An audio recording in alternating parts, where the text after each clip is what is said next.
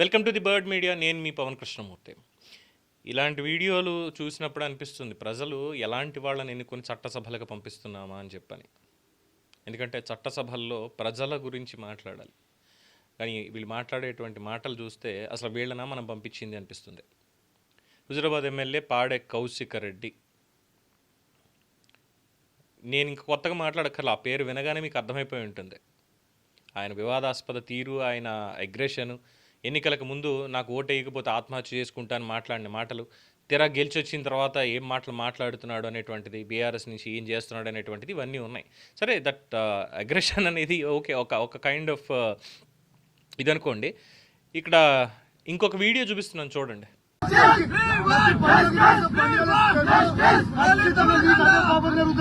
అదే పాపం జరుగుతుంది. సాయంత్రం 10 కూడా చేస్తున్నాం.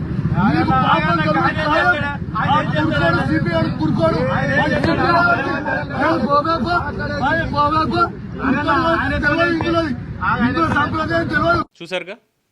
సరే, ఉన్నటువంటి వార్త ఏంటంటే కరీంనగర్ పోలీస్ కమిషనర్ని మతం పేరుతో దూషించిన వ్యవహారంలో వీఆర్ఎస్ పార్టీ నేత హుజురాబాద్ ఎమ్మెల్యే పాడే కౌశిక్ రెడ్డి మీద పోలీసులు కేసు నమోదు చేశారు. సెక్షన్ 126(2), 132, 196, 299 బిఎన్ఎస్ సెక్షన్లతో పాటు ఇంకొన్ని సెక్షన్ల కింద కేసు నమోదు చేశారు. ఇది ఉన్నటువంటిది. ఇంతకీ ఏం జరిగింది ఏంటి అంటే, కరీంనగర్ జిల్లాలో వీణవంకలో సమ్మక్క జాతర ఘనంగా జరుగుతోంది. దీనికి భారీ కాన్వాయ్ తోటి వందలాది మంది కార్యకర్తలతోటి కుటుంబ సమేతంగా ఆయన వెళ్ళారు. తప్పేమీ లేదు. పాడి కౌశిక్ రెడ్డి గారికి సమ్మక్క అంటే అత్యంత భక్తి ప్రపత్తులు ఉన్నాయి. కుటుంబంతో సైతం వెళ్ళి మొక్కు తీర్చుకోవాలనుకున్నారు. దాన్ని స్వాగతించాలి.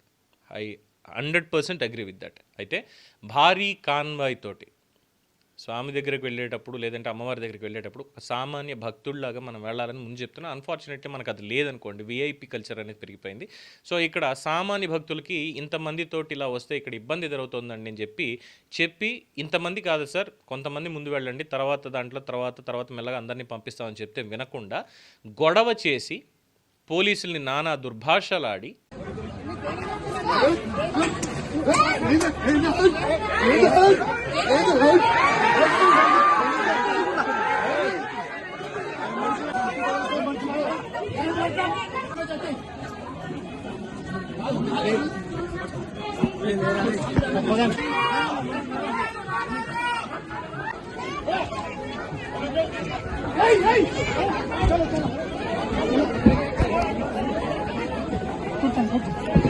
కూర్చోండి సార్, కూర్చోండి.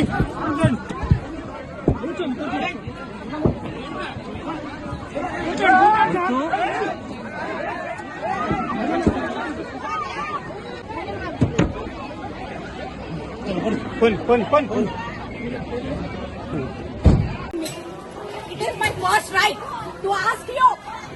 I'll file a case against you. Why not?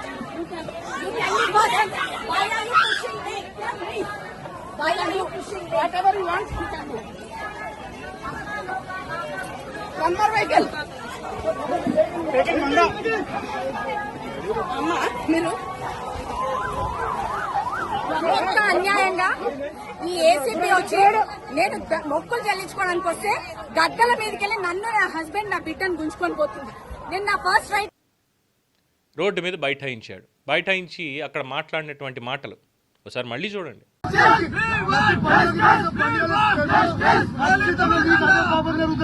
అదే పాపం జరుగుతుంది. సాయంత్రం 10 కూడా చేస్తున్నాం.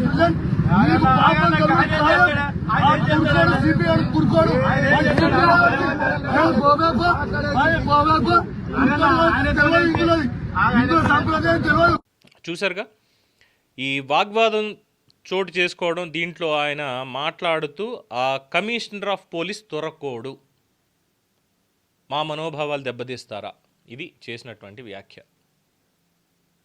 ఏమనాలి ఇప్పుడు? పోలీసులు ఏ విధంగా చర్యలు తీసుకోవాలి?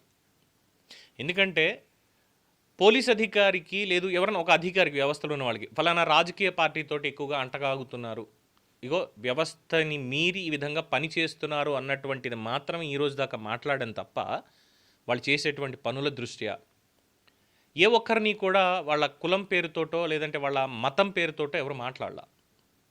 ఏ ఒక్కరు మాట్లాడలేదు. మేబీ ఇంటర్నల్గా వాళ్ళకి ఏమన్నా ఉండొచ్చు, ఏదన్నా చేసుకోవచ్చు, అది వేరే విషయం మనకు తెలియనప్పుడు. బట్ పబ్లిక్గా ఏ ఒక్క అధికారిని కూడా మీరు ఫలానా కులం వాళ్ళు, ఫలానా మతం వాళ్ళు అని చెప్పి ఎవరిని మాట్లాడలేదు. ఏ ఒక్కరూ కూడా అటువంటి ఆరోపణ చేయలేదు. సరే, ఇప్పుడు సామాన్య జనం చేశారు అనుకుందాం. సామాన్య జనం ఎవరైనా సరే మాట్లాడుతున్నారు ఏదైనా ఒక ఇన్సిడెంట్లో ఇలాగా అన్నప్పుడు, మీరు వాళ్ళకి సామాజిక వర్గం కాబట్టో, లేదంటే మీరు వాళ్ళ మతం కాబట్టో మీరు వాళ్ళకే కొమ్ము కాస్తున్నారని ఎవరైనా మాట్లాడారంటే, ఒక ఆవేశంలో మాట్లాడారు అని చెప్పి ముందు పోలీసులు కూడా వాళ్ళకి ఏంటంటే కౌన్సిలింగ్ ఇచ్చే ప్రయత్నం చేస్తారు సామాన్యులకి. ఆ తర్వాత సీరియస్గా ఉంది, లేదు వీళ్ళు ఇంకా ఇలాగే మాట్లాడుతుందంటే అప్పుడు కేసులు పెడతారు, తీసుకెళ్ళి అరెస్ట్ చేస్తారు. అందులో ఎటువంటి డౌట్ లేదు. ఇదే జరుగుతూ వస్తుంది ఇప్పటివరకు. అఫ్కోర్స్ అలాంటి సంఘటనలు కూడా కొన్ని జరుగుతున్నాయి. కానీ ఇక్కడ ఒక ప్రజాప్రతినిధిగా, ప్రజలు ఎన్నుకున్నటువంటి ప్రజాప్రతినిధిగా ఉండి కమిషనర్ ఆఫ్ పోలీస్ని పట్టుకొని అటువంటి వ్యాఖ్య చేయడం మాత్రం నిజంగానే చాలా అభ్యంతరకరమైనటువంటిది. దీనికి ఖచ్చితంగా శిక్ష పడి తీరాల్సిందే. అండ్ ఇక్కడ ప్రజలు ఆలోచించవలసింది, ఎలాంటి వాళ్ళని చట్టసభలకు పంపుతున్నాం మనం. ఇప్పుడు సమ్మక్క సారక్కది అక్కడ జరుగుతోంది. మేడారం భక్తజన సందోహం అయిపోయింది. నిన్న న్యూజిలాండ్ నుంచి వాళ్ళు వచ్చి వాళ్ళ హక్కా నృత్యాన్ని ప్రదర్శించారు. న్యూజిలాండ్ అంటే ఇప్పుడు అక్కడ ఉన్నటువంటి వాళ్ళు ఏమనుకోవాలి? న్యూజిలాండ్లో దాదాపుగా అక్కడ లోకల్ ట్రైబ్స్ అనేది పక్కన పెట్టేసి, ఎందుకంటే మన దగ్గర కూడా షెడ్యూల్డ్ ట్రైబ్స్ ఏ విధంగా ఉన్నారో, గిరిజనులు అనేక కొండజాతి వాళ్ళు కావచ్చు, అనేక దీనికి సంబంధించిన వాళ్ళు, అలాగే న్యూజిలాండ్లో కూడా ఉన్నారు. వాళ్ళు కూడా ఇక్కడ మనం సమ్మక్క సారక్క అని మనం పూజిస్తున్నాం, అక్కడ వాళ్ళు కూడా ప్రకృతి దేవతల్ని వాళ్ళ సంబంధించినటువంటి సాంప్రదాయాలను వాళ్ళు కూడా పూజిస్తారు. వాళ్ళు హిందువులా, వాళ్ళు ముస్లింలా, వాళ్ళు క్రిస్టియన్లా అని లేదు. అక్కడ వాళ్ళది ఒక తెగ, అది ఒక తెగ అంతే, ఒక ట్రైబ్. వాళ్ళు వాళ్ళ సాంప్రదాయ నృత్యాన్ని ఇక్కడ ప్రదర్శించారు వచ్చి. దాన్ని ఎవరైనా ఆక్షేపించారా? పిఆర్ స్టంట్ అని ఏదో మాట్లాడుతున్నారు, అవి పిచ్చి మాటలు కాబట్టి పక్కన పెట్టేద్దాం.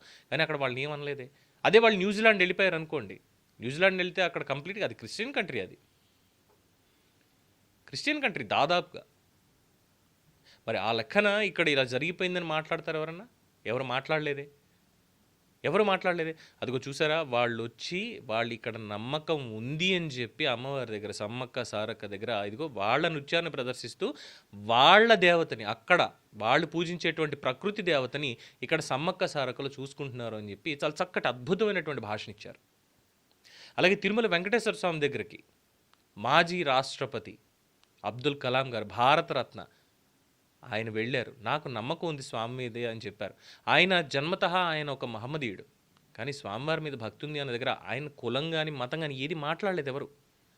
ఒక ఉన్నతమైన ఉదాత్తమైన వ్యక్తిగా ఆయన చూస్తూనే ఉంటాం. అలాగే మనందరికీ బాగా నచ్చినటువంటి వ్యక్తి, నటుడు, వ్యక్తి అని కాదు నటుడు, అందరికీ సుపరిచితమైనటువంటి నటుడు డికాప్రియో, లియోనార్డో డికాప్రియో, హాలీవుడ్ నటుడు, టైటానిక్ ఫేమస్. అతను కూడా వెంకటేశ్వర స్వామి దగ్గరికి వచ్చాడు. He's a Christian. స్వామి దగ్గరకు వచ్చి నాకు నమ్మకం ఉంది అని చెప్పని వెళ్ళాడు. అతన్ని అక్కడ నువ్వు క్రిస్టియన్ ఇంకోటని ఎవరు ఏం మాట్లాడలేదే. సో అక్కడ పరస్పర గౌరవం అనేది ఇచ్చిపుచ్చుకున్నాం. పరస్పర గౌరవం, ఎందుకంటే సమాజం పట్ల వాళ్ళకున్నటువంటి ఆ దృక్కోణాన్ని ప్రజలు ఇక్కడ పట్టుకున్నారు. కానీ ఇక్కడ ఇలాంటి ప్రతినిధులు, ఇలా ప్రజాప్రతినిధులు వీళ్ళు మాట్లాడేదేంటి? విధుల్లో, ప్రభుత్వ విధుల్లో, శాంతి భద్రతల విధుల్లో ఉన్నటువంటి కమిషనర్ ఆఫ్ పోలీస్, ఆ ఖాకీకి కులం లేదు, మతం లేదు, జాతి అంతకంటే లేదు. కేవలం ఉన్నటువంటిది తన విద్యుక్త ధర్మాన్ని నిర్వర్తించడమే, రాజ్యాంగం ఇచ్చినటువంటి దాన్ని. అతన్ని పట్టుకొని త్వరకొడని ఇష్టం వచ్చినట్టు మాట్లాడితే ఉపేక్షించాలా? బీఆర్ఎస్ ఏం సమాధానం చెప్తుంది దీనికి? కేటీఆర్ ఏం సమాధానం చెప్తారు? యాక్చువల్లీ చెప్పాలంటే పార్టీని సస్పెండ్ చేయాలి ఫస్ట్ థింగ్. దీన్ని అసెంబ్లీ స్పీకర్ గారికి దీన్ని కంప్లైంట్ తీసుకెళ్ళాలి. ఇదిగో మీ ప్రజాప్రతినిధి ఈ రకమైనటువంటి జాత్యాహంకార వ్యాఖ్యలు చేస్తున్నాడు, ఇటువంటి వ్యక్తి సభలో ఉండడానికి అర్హుడు కాదు అని చెప్పి ప్రజలందరూ ఎవరైనా సరే కంప్లైంట్ ఇవ్వాలి. చైర్మన్ అంటే శాసనసభ స్పీకర్ గారు దీని మీద చర్య తీసుకోవాలి.